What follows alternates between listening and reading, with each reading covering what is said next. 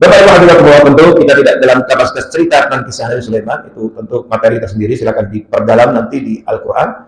Tapi dari sini kemudian kita memahami betul mengapa Allah Subhanahu wa Ta'ala mengabadikan kisah Sulaiman dan mengawali dalam mendakwai penguasa sabda itu dengan mengucapkan menulis Bismillahirrahmanirrahim, karena ini bukan sembarang kalimat, ini bukan sembarang kata, tetapi ia memiliki makna yang luar biasa dan pengaruh yang dahsyat dalam perjalanan kehidupan seorang. Tentang pengaruh Nabi Sulaiman mengawali dengan Bismillah dalam surat ini kita sudah tahu, kisahnya ada dalam Al-Quran. Pada akhirnya Ratu Balqis bagaimana merespon dengan positif dan akhirnya masuk Islam, karena Nabi Sulaiman langsung menggunakan kewenangan kekuasaannya untuk kepentingan agama Allah. Kan ayatnya Allah ta'alu alayya wa'tuni muslimin. Setelah itu kan langsung Nabi Sulaiman mengatakan, enggak panjang lebar, kamu jangan meninggikan di hadapanku. Ini kayak ancaman macam-macam ya dengan aku. Wa'tuni muslimin, datang kepadaku dalam keadaan Islam.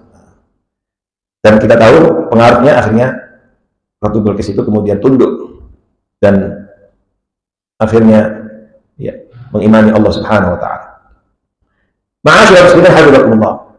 Rasulullah Shallallahu Alaihi Wasallam sudah mengajarkan kepada kita untuk membiasakan dalam mengawali dan memulai semua aktivitas kita, apapun itu, lebih-lebih ketika kita mengharapkan aktivitas sesuatu itu, urusan itu betul-betul menjadi sesuatu yang penting, genting, dan urgen bagi kita untuk kepentingan dan kebahagiaan dunia akhirat kita, maka jangan dilewatkan Bismillah, memulai dan mengawali dengan Bismillah.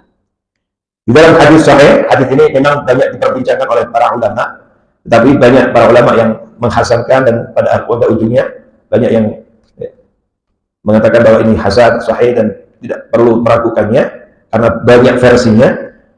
Rasulullah Shallallahu Alaihi Wasallam bersabda, "Kullu amrin dzi balin la yubda'u fihi bi Bismillahirrahmanirrahim fahuwa adkan."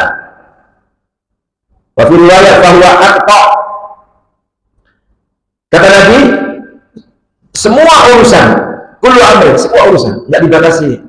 Apakah hanya ketika ya, ke masjid saja, masuk masjid baca Bismillah? Apakah hanya ketika untuk urusan-urusan ya, yang sifatnya kelihatan zahirnya sekedar menjadi apa, masuk dalam kategori ibadah mahmur saja? Tidak, semua urusan. Berarti baik ketika masuk masjid, ketika masuk rumah, ketika kita ya, melaksanakan aktivitas, memulai berangkat ke kantor, memulai pekerjaan, apapun itu. Bahkan para ulama rahimahullah mengatakan dianjurkan membaca Bismillah ini dalam urusan-urusan yang baik, bahkan boleh termasuk yang mubah, yang hukum aslinya mubah, boleh, dan dilarang untuk mengucapkannya untuk hal-hal yang haram dan yang makruh, nggak boleh. Haram dan makruh hindari mengucapkan ini. Kullu amrin dzi balin, semua urusan dzi balin. Zibalun itu yang memiliki perhatian. Bal itu Bapak Ibu aslinya kata balun dalam bahasa Arab itu yang ada di pikiran, yang menjadi pikiran seseorang. Maksudnya yang penting, muhim. Segala sesuatu yang penting, apalagi dia punya pengaruh bagi kebahagiaan dan keberkahan hidup seseorang dunia dan akhiratnya.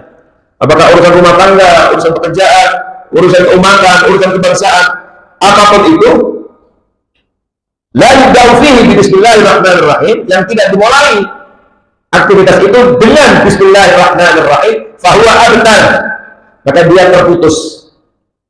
Dalam riwayat yang lain fahuwa aqta. Maksudnya apa terputus? Bapak Ibu mengingatkan kita kata abtar itu pada ayat lafaz yang ada dalam surat Al-Kautsar. Allah Subhanahu wa taala berfirman dalam surat pendek itu, A'udzubillahi minasyaitonir rajim. Bismillahirrahmanirrahim. Inna a'tainakal kautsar fasholli li rabbika wanhar inna syani'aka huwal abtar. Yang aslinya kalau kita membaca tafsir surat Al-Kautsar itu aslinya itu adalah ejekan. Di dalam surat Al-Kautsar itu adalah ejekan, stigma negatif yang disematkan oleh orang-orang kafir Quraisy kepada Rasulullah SAW karena nggak punya anak laki-laki. Karena nggak punya anak laki-laki, ada itu pun yang ada meninggal dunia, maka Mereka menganggap menuduh Muhammad itu dakwanya tidak akan panjang, tidak akan lama, akan terputus generasinya. Biarin aja, ntar juga berhenti sendiri. Dia nggak punya anak laki-laki, nggak ada yang mewarisi, nggak ada kaderisasi. Itu adalah ejekan, menghina. Yang kemudian oleh Allah Subhanahu Wa Taala dibalas. Allah membalasnya bahwa inna syani'aka wal abtar. Muhammad, tenang saja. Sesungguhnya yang membencimu itulah dia yang al-abtar, yang terputus. Nah, di sini terputus dari apa? Terputus dari aliran rahmat dan barakah Allah Subhanahu Wa Taala. Engkau al-kautsar, sementara engkau Muhammad orang yang dilimpahkan kepadamu beragam kenikmatan yang melimpah, yang banyak, dari kata katsir, kautsar, ketinggian, keluhuran, penyebutan, ketinggian derajat, dan seterusnya. Sementara musuhmu wal abtar. Jadi ini kayak senjata makan tuan. Mereka mengatakan itu Muhammad adalah abtar, tapi oleh Allah dibalas sesungguhnya yang abtar, yang hakiki sejati adalah justru mereka yang membencimu. Inna syani'aka wal abtar. Makanya orang yang selalu konsisten istiqomah berada di jalan yang dijalani oleh Rasulullah SAW, berpegang kepada ajaran Nabi, itulah al-kautsar. Sementara orang yang jauh membenci jalan Nabi, membenci ajaran Nabi adalah al-abtar. Semangat mendakwahkan ajaran Nabi adalah al-kautsar, sementara yang menghalangi dakwah Nabi al-abtar. Iman itu menghantarkan kepada al-kautsar, kekufuran menghantarkan kepada al-abtar. Nah, sampai di sini kita jadi paham dengan apa yang dimaksud oleh Rasulullah SAW tadi, ketika setiap aktivitas, semua urusan apapun dalam hidup ini, ketika tidak dimulai, dibarengi dengan Bismillahirrahmanirrahim, maka urusan itu menjadi abtar, menjadi terputus dari aliran rahmat dan barakah Allah Subhanahu.